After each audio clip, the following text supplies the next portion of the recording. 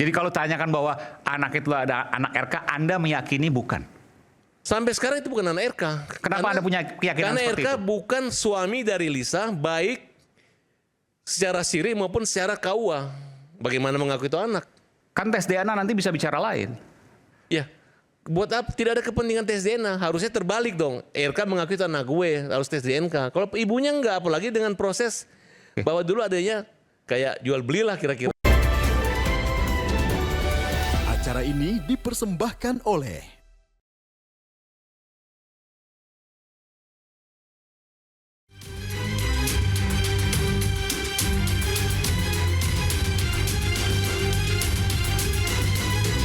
pemanggilan kita masih ke pemanggilan saksi-saksi lain. Barang bukti elektronik, kemudian juga barang bukti yang lainnya, ada kendaraan dan yang lainnya. Kalau pokoknya motor lah, saya nggak hafal merek itu. Saya tidak pernah berhubungan dengan laki-laki manapun selain Pak RK. Minta tanggapan yang terkait yang lagi ramai Pak, gimana Pak? Pakai ahli hukum kan dan tim hukum aja. Yang paling melanggar adalah enggak boleh. Itu longsor, sampai longsor.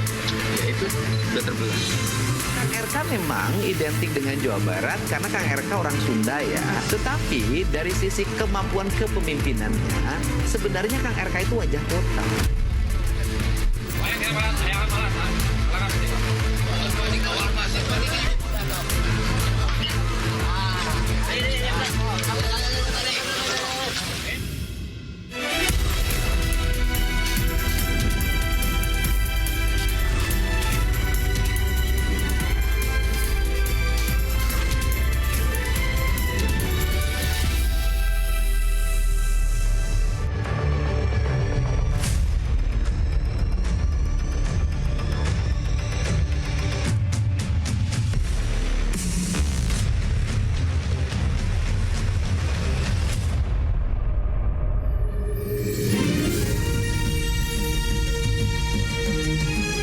Disiarkan langsung dari studio MNC Conference Hall iNews Tower Jakarta.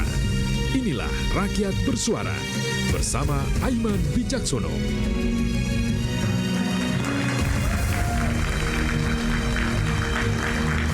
Panggung politik yang terkini curi perhatian gubernur terdahulu dan yang kini menjabat jadi sorotan di Jawa Barat. Ridwan Kamil tengah dibidik kasus dugaan korupsi di Bank Jabar Banten dan yang luar biasa, skandal pribadinya. Sementara Deddy Mulyadi dikritik karena demi citra, kemudian ia tebar pesona. Akan kemanakah kasus perjalanan hukum RK dan apakah Deddy Mulyadi, kasus apa yang disampaikan, apa yang terlihat saat ini adalah murni atau rekayasa? Saya Aiman Wicaksono, inilah Rakyat Bersuara. Saya akan undang panggung Rakyat Bersuara. Saya akan panggilkan. Terima kasih kepada Bupati Purwakarta, Bung Saiful Bahri bin Zen, Om Zen. Silakan Om Zen. Panggilnya Om Zen ini ya. Langsung dari Purwakarta, Jawa Barat. Oke. Silakan, sebelah situ. Kemudian saya panggilkan praktisi hukum asli Indramayu, Jawa Barat, Bung Tony RM. Selamat malam Bung Tony. Malam, terima kasih Bang Aiman. Guru Besar Komunikasi Politik Profesor Lely Aryani, Bunda Lely.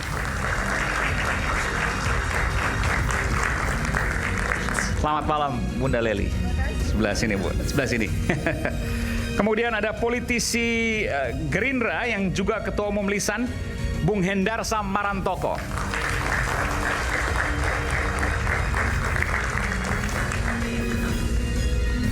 Siap. Kemudian ada praktisi hukum. Ini kalau saya bilang praktisi hukum spesialis artis, Bung Farhad Abbas. Apa kabar Bung Farhad? Lama nggak berjumpa ini. Rambutnya udah beda sekarang. Apa kabar Bung? Baik. Maaf lahir batin juga. Kemudian pakar komunikasi politik Universitas Gajah Mada, UGM, Bung Nyarwi Ahmad. Kalau Bunda Lely dari LSPR sebut ya. Teman juga. Oke. Terima kasih. Tadi saya sempat menyampaikan bahwa kasus RK ada kasus di bidik Bank Jabar Banten, BJB ya. Tapi ada yang luar biasa. Yang luar biasa adalah kasus skandal pribadi yang sekarang mengemuka dengan sangat luar biasa. Pertanyaannya RK, kalau bicara orang Indonesia ya, secara sosial, kasus korupsi, kasus hukum secara umum, meskipun korupsi ekstraordinari luar biasa, ternyata banyak yang kemudian muncul lagi. Tapi kalau bicara kasus asusila, susah tuh muncul lagi, apalagi bicara politik. Artinya karir politik RK dengan adanya kasus ini, Lisa Mariana, habis. Pertanyaannya, ia habis atau dihabisi? Ada yang mau jawab?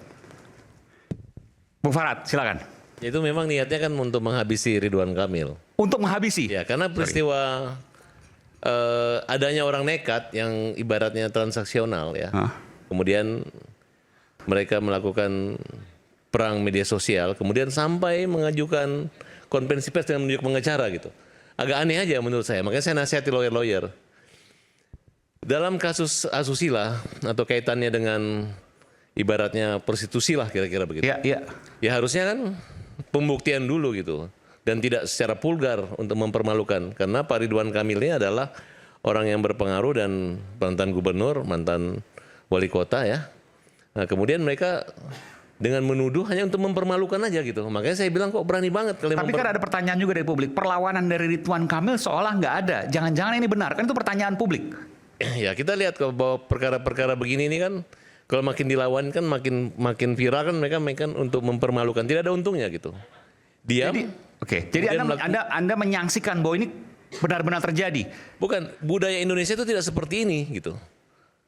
Nah, sedangkan persidangan aja itu untuk perkara-perkara yang menyangkut anak di bawah umur, asusila, pemerkosaan itu tertutup gitu. Nah, ini vulgar, terbuka, konferensi ini pers. vulgar sengaja dan menggunakan jasa lawyer loh. Nah, makanya gimana kalau misalnya ternyata tidak benar? Kan jelas bahwa ada keterangan saksi bahwa mengatakan bahwa dia umur 21 baru habis haid. Ya kan, habis haid itu berarti nggak mungkin. Kemudian ada percakapan dia dengan teman, pengakuan yang secara terbuka bahwa mungkin dia nggak mungkin mengandung, nggak mungkin. Ya, tidak mungkin. Ya Itu saya belum tentu dong, pastikan. tergantung siklus itu kan. Ya, bukan masalah siklus kalau namanya waktu Nanti perempuan yang bisa 1 ke menjawab. 14 ya dokter kan. Ya. Saya punya pengalaman juga karena saya punya program waktu pernah berumah tangga dulu. Ya. Nah, kemudian ada pernyataan mewah bahwa dia pernah hamil dengan laki-laki lain, ada chatnya juga. Tujuannya adalah materi. Nah, dia tidak menyadari. Ini boleh aja orang mengatakan bahwa dia pertama kali perawan. Nanti di dokter kandungan ketika diuji forensik alat kemaluan itu nanti akan ketahuan. Kita sebenarnya kapan orang juga, ini perawan, tanggal berapa kali. Oh, itu udah bisa megang ketahuan Bisa itu? ketahuan. Bukan hanya mengaku saya diperkosa. Saya pernah menangani satu perkara begitu juga. Jadi nggak sembarang mengaku bahwa saya pertama kali ketemu dengan Pak RK dalam keadaan perawan. Tidak Kemudian, pernah dengan yang lain dan ya, sebagainya. kemudian menawarkan pakai kondom. Mana ada Jangan perawan? sebut. Ya, maaf ya. Mana ada seorang perawan bukan melakukan praktek tiba-tiba mau mengatakan pakai alat pengaman gitu. Nah, oleh karena itu dalam perkara ini jangan khawatir. Di negara sebelah juga Perdana Menterinya pernah dipenjara, makan di proses sidang dituduh sodomi tapi ternyata tidak terbukti dan bebas. Anda menilai bahwa pembuktian Lisa Mariana nanti akan sulit. Ya, Lisa itu kan sudah punya suami. Lisa udah punya suami? Udah punya suami, udah punya anak lagi gitu. Oh, sekarang Makanya saya ini. minta tolong hadirkan suaminya Lisa, hadirkan. Apa motivasi di sini? Kalau dia sebagai orang tua atau bapak baru daripada anak-anaknya Lisa, tidak mampu dan tidak mau membiayai anak ini, jangan dia saudaraan istrinya menggunakan pengacara kemudian menggunakan media massa. Apa kaitannya suami-suami kan setelah, kalau menurut keterangan Lisa nih ya, setelah punya affairs dengan RK, menurut keterangan Lisa, kan begitu? Enggak, Lisa ini katanya udah punya anak, tapi dia menikah dengan seorang seniman pembuat tato. Ada kan suaminya? Ada anak lagi gitu. Berarti dia sekarang berumah tangga dalam keadaan normal. Ya, sekarang. Ya, kalau saya jadi suami yang baik, benar, ketika istri saya ngaku bahwa anak yang dibawa itu adalah anak pejabat gitu, saya marah. Apalagi digembor-gemborkan. Itu kan tanggung jawab bapak sambungnya gitu. Ini diam gitu. Jadi menurut saya ada konspirasi antara suaminya dengan istrinya, termasuk dengan lawyer-lawyer ini gitu. Entah itu apakah motivasinya uang atau untuk menghabisi RK secara politik? Motivasinya adalah uang. Hanya Kalau memang uang. dia serius ya, mau teriak tes DNA, dia laporkan aja pidana. perbuatan cabul umpamanya atau prostitusi, mana germonya, silakan, belum daluarsa kok. Nah, tapi karena memang yang namanya hubungan suka sama suka itu kan tidak dilarang. Nah, kalau dia memang jual diri, yang namanya orang jual diri itu ya udah transaksional selesai. Bukan tiba-tiba mengaku hamil dan menuntut orang yang menggunakan jasa itu untuk mempertanggungjawabkan sebagai ayah gitu. Nah, ini terjadi karena kebetulan Pak Ridwan Kamil orangnya kan jarang dengan perkara yang seperti gini. Mungkin dia tidak berpengalaman menghadapi karena mau baik buruk begitu adalah wanita yang nekat mengatakan ini anak lu, dia nggak bisa jawab, tetap orang mengatakan benar gitu. Awalnya saya sih berpikir saya benar. Begitu saya lihat pernyataan dia umur 21 habis haid langsung berhubungan. Nggak masuk akal itu. Ya nggak masuk akal gitu. Jadi kalau dia memang nakal ya nakal aja. Dan itu adalah sanksi moral sosial dan diakui kok di Indonesia. Lu nikah di luar nikah ya anaknya bukan tidak berhak mendapat pendidikan, bukan tidak berhak mendapat kehormatan tetap. Walaupun memang ada putusan MK menyatakan hak keperdataan itu bisa dibuktikan. Jadi kalau tanyakan bahwa anak itu ada anak RK, Anda meyakini bukan? Sampai sekarang itu bukan anak RK. Kenapa Anda punya keyakinan karena seperti RK itu? bukan suami dari Lisa, baik secara siri maupun secara KUA. Bagaimana mengaku itu anak? Kan tes DNA nanti bisa bicara lain. Ya, buat apa? Tidak ada kepentingan tes DNA. Harusnya terbalik dong. RK mengaku itu anak gue, harus tes DNA. Kalau ibunya enggak, apalagi dengan proses bahwa dulu adanya kayak jual belilah kira-kira. Bukan kan begini. Misalnya dia tidak mengakui, RK tidak mengakui. Tapi kemudian ketika tes DNA kan itu akan terbukti misalnya. Ya, ataukah tidak terbukti, nanti kita nggak tahu. Ya buat apa? Kalau saya juga kalau ada 5.000 orang mengaku DNA apa saya nggak mau juga. Kecuali umpamanya nih pernah terjadi perbuatan apa, ada pidananya, kemudian dilaporkan. Nah, untuk membuktikan itu atas perintah penyidikan. Boleh-boleh saja, tapi kalau hanya heboh-heboh di media sosial nggak ada gunanya. Dan saya sudah pastikan bahwa pengakuan orang itu kan nggak bisa diulang 2 kali gitu. Pemerasan dong ini jadinya. Ya, menurut saya ini pemerasan. Anda menduga ini pemerasan? Pemerasan, karena dia pernah menerima uang gitu. Kalaupun Pak Ridwan Kamil pernah memberi uang kepada wanita ini, ya mungkin karena dia sebagai gubernur dan dia mungkin ditipu, bilang dia masih mahasiswa ternyata tidak digunakan untuk sekolah. Dan itu tidak ada kaitannya dengan anak itu. Dan biasa aja daripada ribut mungkin dia pernah ya namanya orang hilap kan saya tidak membantah kan nama hubungan pribadi. Tapi sepanjang tidak ada bukti, tidak ada saksi tidak bisa. Tidak bisa dia mengaku bahwa aku pernah tidur 2 kali begini-begini nggak bisa gitu. Nanti dia ketika dia diperiksa, dites sama dokter ahlinya nanti ketahuan kok. Dia perawan usia berapa ketahuan. Oh itu bisa kelihatan. Pasti ketahuan. Dan bisa ketahuan dia minggu lalu habis berhubungan dengan laki-laki ini kalau misalnya dia mengatakan ini masih bisa ketahuan. Karena satu kasus saya dulu nggak percaya. Dalam rentang seminggu bisa? Bisa ketahuan dari kapan lecetnya seminggu ini ketahuan sama dokter ahli. Sampai berapa waktu ke belakang itu bisa dilihat oleh dokter ahli? Sampai pertama kali dia perawannya umur berapa? Oh ketahuan. itu bisa di-trace semua? Ya orang meninggal aja berapa jam sebelum bisa dihitung kok sama mereka. Apalagi hanya cuma selaput gitu. Anda yakin itu? Itu bisa? Yakin. Bukan hanya keriput yang punya usia. Selaput juga punya usianya gitu. Oke, luar biasa. Ada perbedaan pendapat? Silakan. Bunda Leli dulu, kayak yang perempuan ini. Ya, kalau saya tidak mau masuk ke wilayah yang bersifat medis atau hukum ya, karena saya tapi keterlibatan perempuan dalam politik kadang-kadang menyebabkan seorang elit politik itu berada di tempat yang salah di waktu yang tepat. Enggak, tapi secara perempuan ini diduga pemerasan dan sebagainya, setuju? Ntar dulu. Jadi berada di tempat yang salah di waktu yang tepat atau sebaliknya, berada di waktu yang tepat di tempat yang salah. Mungkin yang menimpa RK adalah salah satu dari hal itu, ya. Peristiwa ini bukan kali ini, Kang. Kang, bahwa sebetulnya di 2012 kalau tidak salah kita masih ingat hebohnya peristiwa yang terjadi pada politisi Golkar waktu itu. Dan kita hampir tiap hari membahasnya di TV waktu itu. Saya masih ingat pertama kali. Video yang tersebar ya? Video yang dengan inisial awal huruf Y waktu itu. Iya, kita nggak usah nyebut, tapi kita memori itu masih melekat di benak publik. Iya. Apa yang terjadi? Kemudian politisi itu ya seperti dihabisi. Meskipun dia berusaha bangkit, susah sampai sekarang pun susah. Betul. Tapi para koruptor bisa dengan serta-merta bangkit kembali. Makanya kadang-kadang dibilang harta tahta wanita. Padahal dengan jabatan politiknya dia mendapatkan tahta, kemudian dia mengumpulkan harta, lalu dilengkapilah dengan wanita. Nah, persoalannya kan berputar seperti lingkaran setan di sekeliling itu. Apa yang terjadi pada Ridwan Kamil sampai detik ini saya tidak tahu benar atau salah, di mana benarnya, di mana salahnya. Cuma sebagai perempuan saya bilang, apa iya sih 2 bulan langsung tahu hamil, 2 minggu, bukan. Kan biasanya saya aja yang baru menikah waktu itu, 1 bulan pertama kok belum, masih mens sih gitu kan. Masih kosong gitu kan. Oh, karena Anda penyiar radio, mungkin ada gelombang suara, berhenti jadi penyiar, kata bapaknya gitu kan. Nah, dinamika semacam ini terjadi di perselingkuhan di panggung politik. Jadi ada sebuah penelitian yang dilakukan oleh mahasiswa saya. Sekarang dia sudah almarhum dan saya ikut menemani dia mewawancarai pelaku-pelaku perselingkuhan di panggung politik itu. Jadi dia tidak mencari tahu mengapa orang berselingkuh, tapi bagaimana orang berselingkuh. Nah, yang kemudian menyeret elit-elit politik itu ke pusaran kasus yang kemudian menenggelamkan dia. Jadi fenomenanya yang terjadi dari hasil penelitian itu ada 2. Yang pertama hasil rekayasa, yang kedua memang ketidakkuatan iman dia gitu. Nah, inilah yang menyebabkan orang-orang, padahal kan di sekeliling dia selalu ada wanita-wanita cantik. Dari mulai umur 18 barangkali gitu kan, sampai umur berapa yang menggoda dia.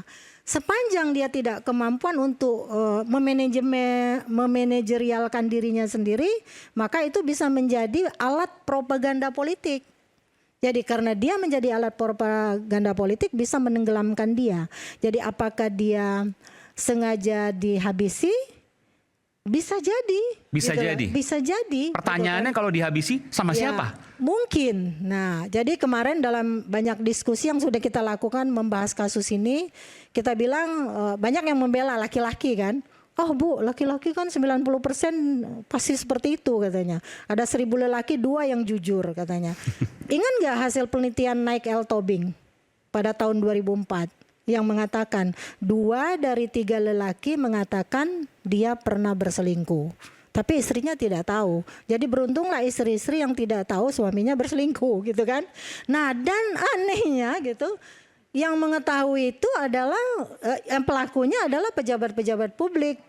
Yang zaman dulu fenomenanya bahkan lebih sadis lagi Kang Eman.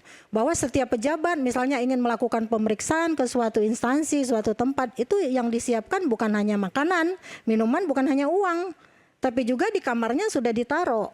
Di mana itu? Banyak itu.